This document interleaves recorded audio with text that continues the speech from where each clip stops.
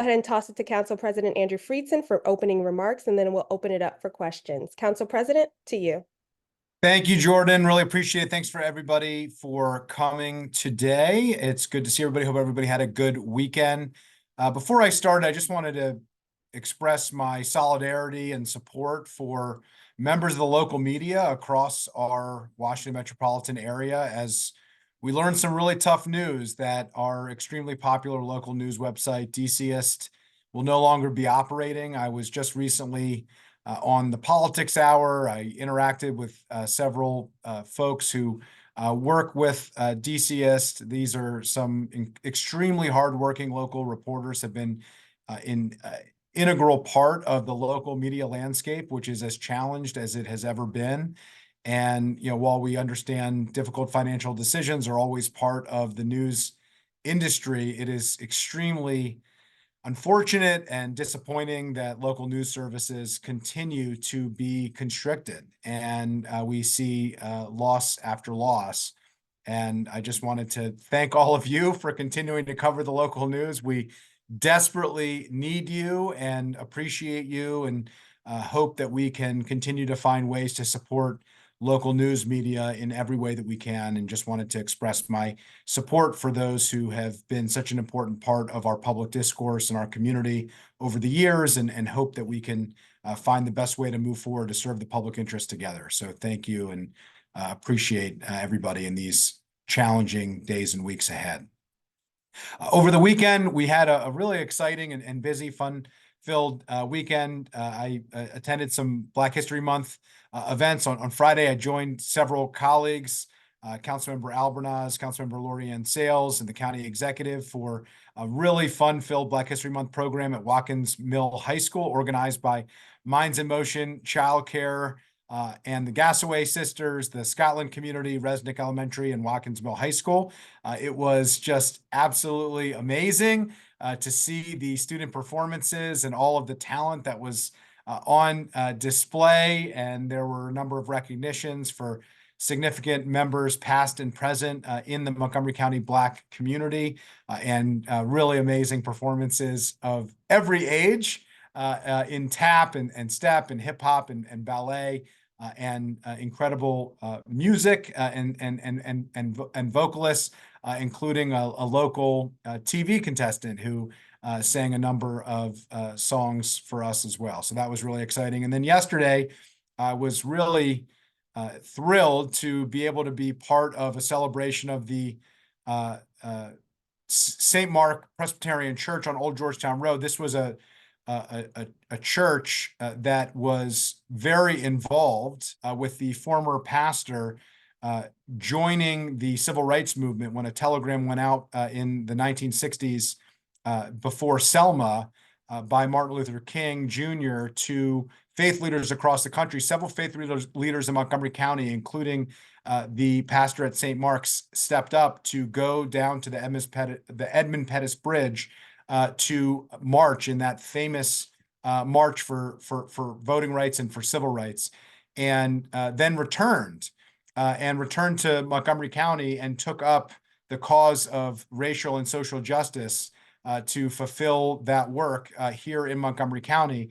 And that was largely in support of the Save Our Scotland effort and the Scotland AME Zion church community and the Scotland community. And so this was a joint effort and a joint presentation as a thank you to both the Scotland community and the St. Mark community for this incredible partnership over the years. The St. Mark community is celebrating its 60th anniversary, and the Scotland AME Zion Church is about to be celebrating its 100th anniversary. And so this was just a great recognition. And as the Scotland community is taking on a significant effort to save its church, like saving its land back in the 1960s that St. Mark was part of, it was a great celebration and commemoration and recognition of those efforts, including several community members who are now in their late 80s and 90s, who were part of those efforts back in the 1960s, which was really great. And just wanted to give a shout out to USA 9's Leslie Foster, who's been chronicling these efforts and who moderated that event, and was also on hand and was recognized on Friday night as well.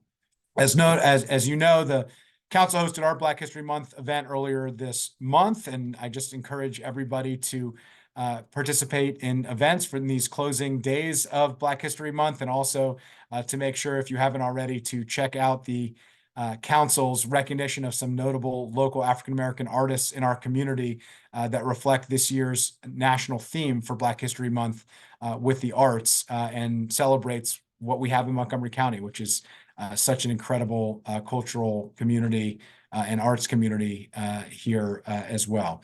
Also on Saturday over the weekend, we had a really exciting day in Silver Spring with the Silver Spring Aquatic Center opening. This is a potential game changer in terms of recreational opportunities and community building in downtown Silver Spring. Was pleased to be joined by the county executive, as well as former county executive Ike Leggett, Council Vice President Kate Stewart, and Councilmember Albornoz, as well as other officials, other council members, other state delegates, and local leaders. It was a packed house.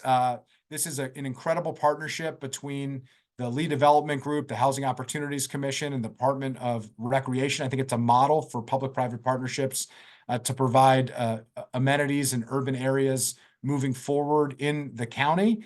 And it really is a testament, and I want to highlight the work of Councilmember Albornoz, who, as director of the Recreation Department, really facilitated this project from the beginning, and really has been its greatest champion, as well as Bruce Lee, who passed away in recent years, but in many ways was the beating heart of downtown Silver Spring and the civic and business leadership there for decades. And I think this facility will be the proverbial beating heart in the center of Elizabeth Square, which is accompanied by a senior affordable housing project called the Leggett, which is going to bring the type of housing and amenities that we want to see. The facility has lots of partnerships, including the Montgomery County Sports Hall of Fame, including health partnerships with Holy Cross Health Partners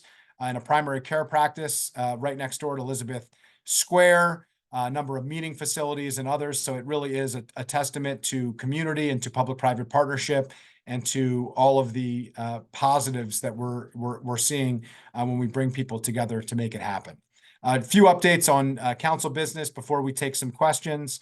One, the senior property tax credit bill 4523, that I introduced as one of my key focuses to support our aging adult population in Montgomery County, to ensure that we have a community for a lifetime for our residents, for the fastest growing group of our residents, 9,000 individuals 65 and older added to the 65 and up group.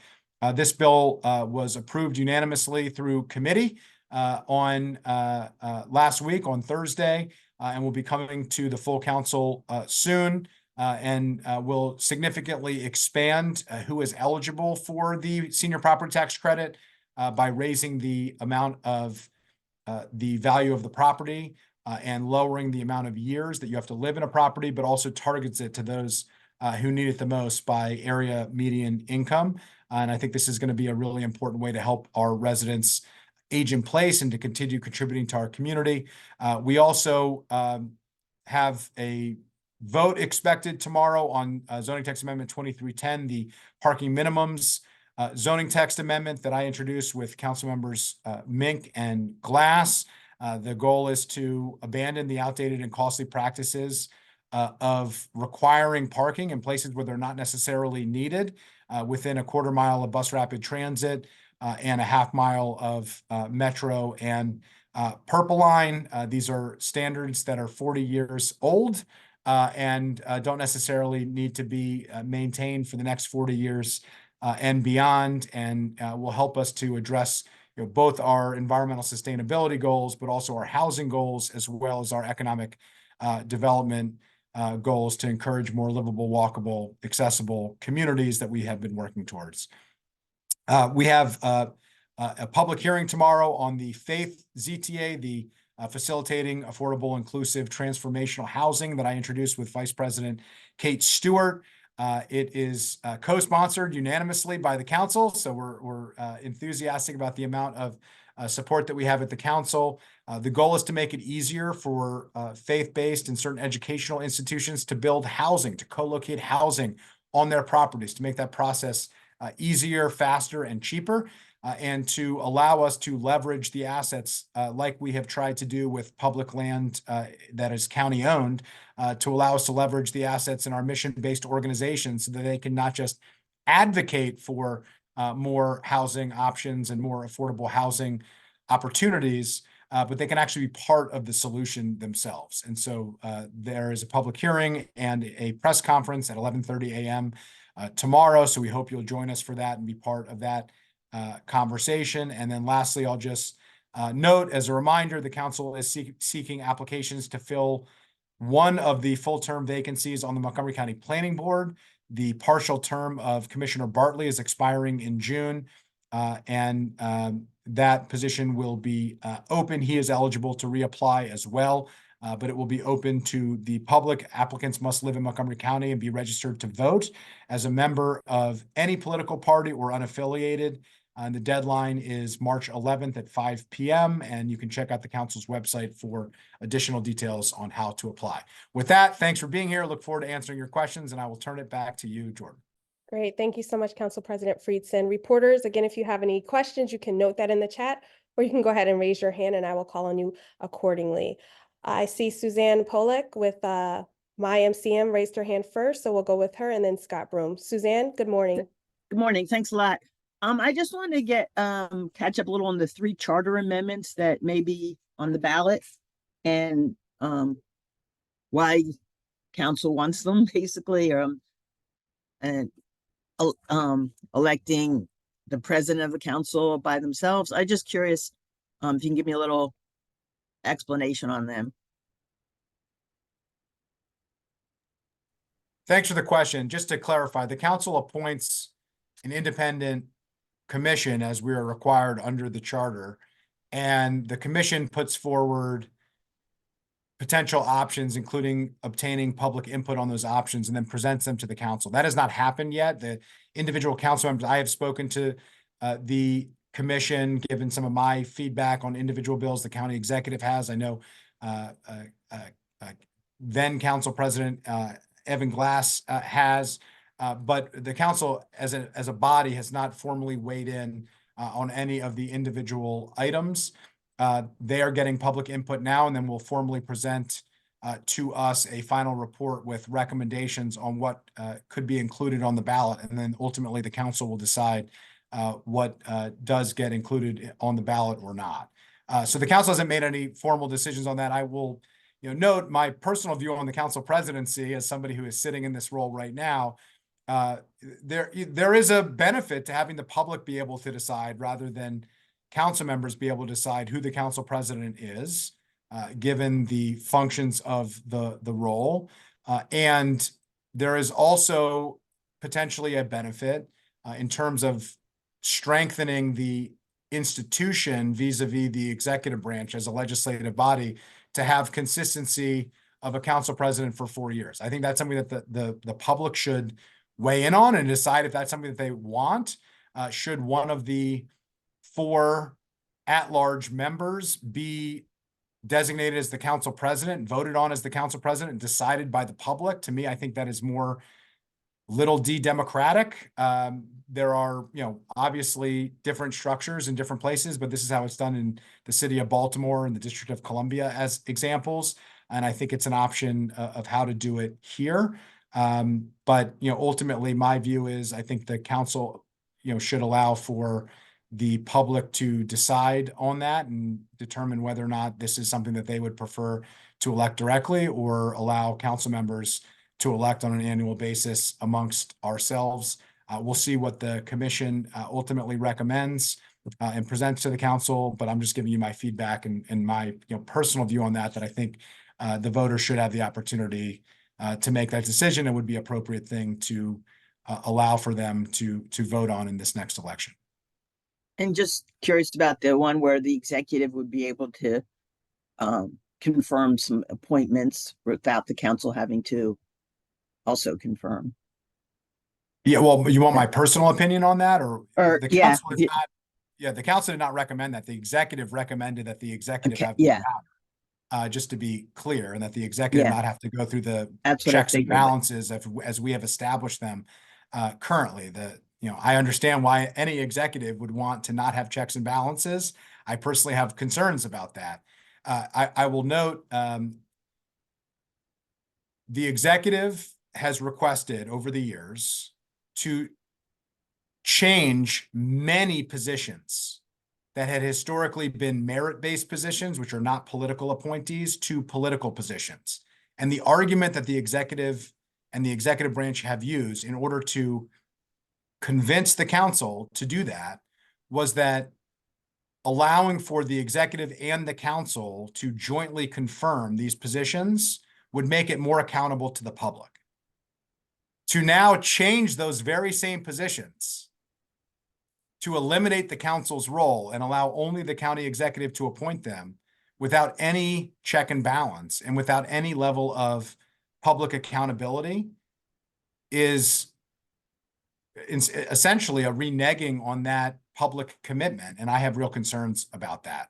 I think we'd have to, if we did that, we would have to then reassess all of the positions that have been changed over the last several years from merit-based to political appointees and determine whether or not they should move back into the merit-based system so that there would be the appropriate level of check and balance as we have suggested to the public and as I think that the public deserves.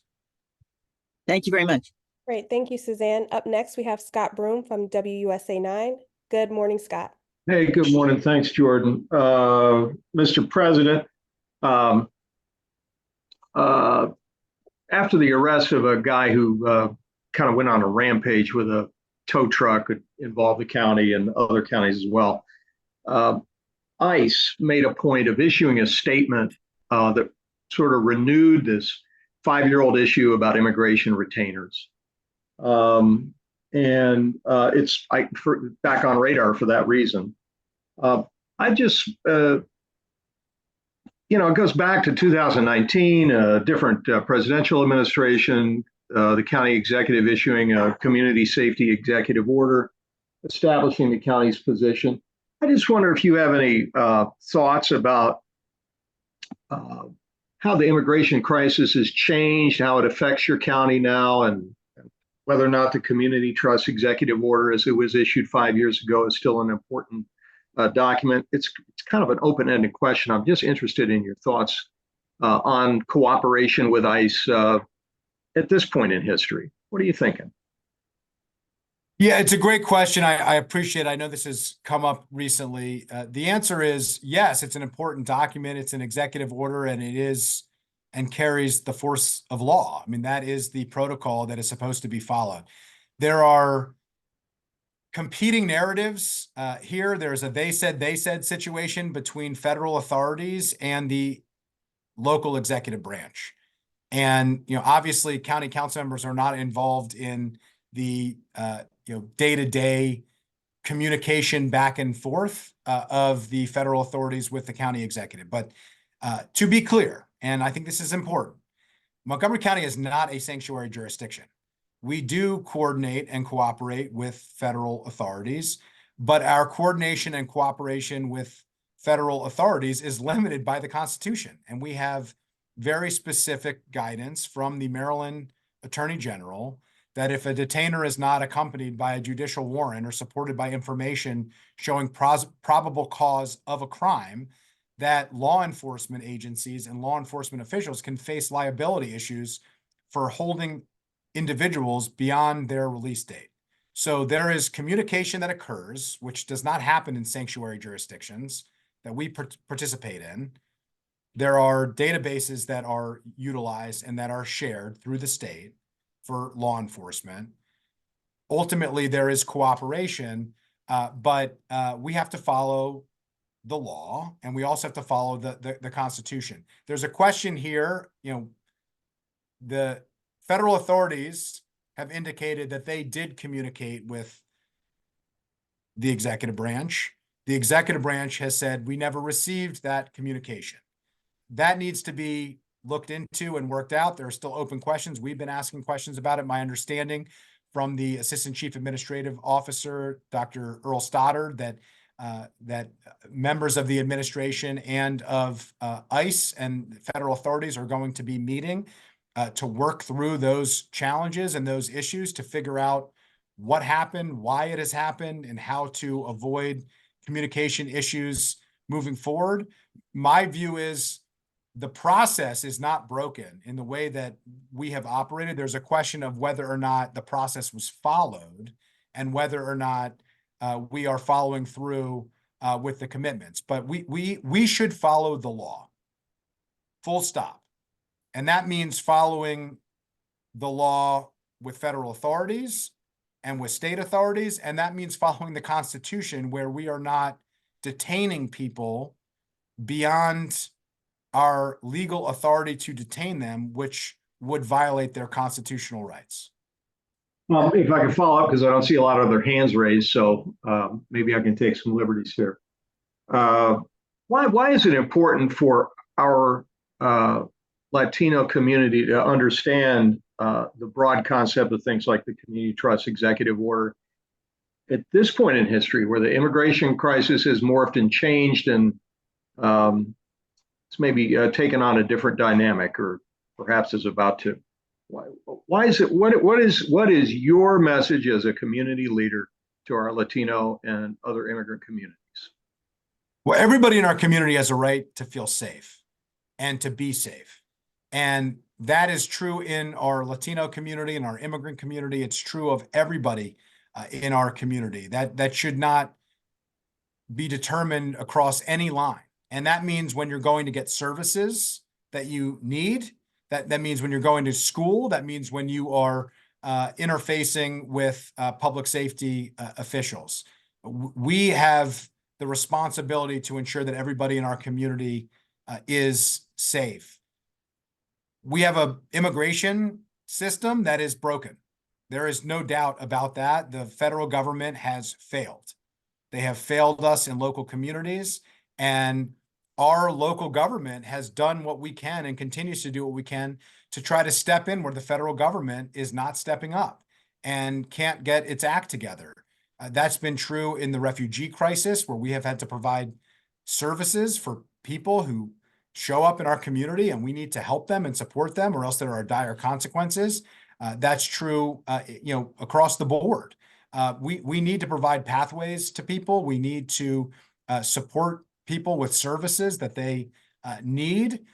We need to do what we can to step up, but ultimately, local governments are not going to be able to continue in perpetuity to step in where the federal government has failed, and we need a federal government to step in and do its job. And there are few areas that have been so clear, where there is overwhelming consensus of what needs to happen, and yet we have a broken federal system that can't quite make it happen.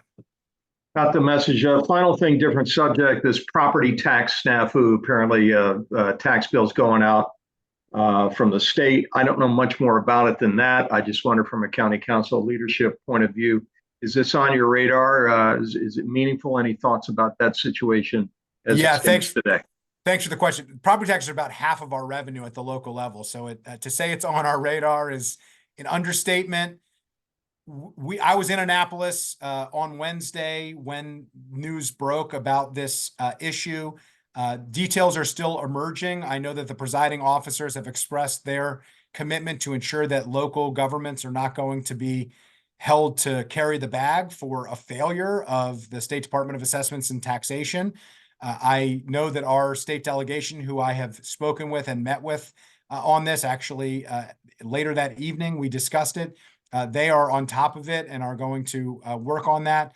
But we're hopeful, optimistic, and I would even say cautiously optimistic and fairly confident that our state partners are going to ensure that not only do we get made whole, but that the issues get addressed. There are a number of outstanding concerns about property tax assessments and revenues and how that works. and whether or not we are made whole for the services that we are providing and for the budgets that we have to take up. But it's definitely a concern. It's definitely on our radar, and it's something that we are working very closely with our state partners on moving forward. Great. Thank you, Scott. Any other questions from reporters? I don't see any hands raised or any questions in the chat. Any last minute questions going once? Going twice? 3 times? Okay, back to you, Council President. Well, thank you, Jordan. Thanks to everybody for your questions, Suzanne and Scott, and everybody for joining. I hope you'll join us tomorrow at council session and at the Faith ZTA event, 11:30 a.m. So please join us for that, and look forward to your continued engagement on local issues and on keeping our residents informed on what's happening in their community. So have a good day and talk to you soon.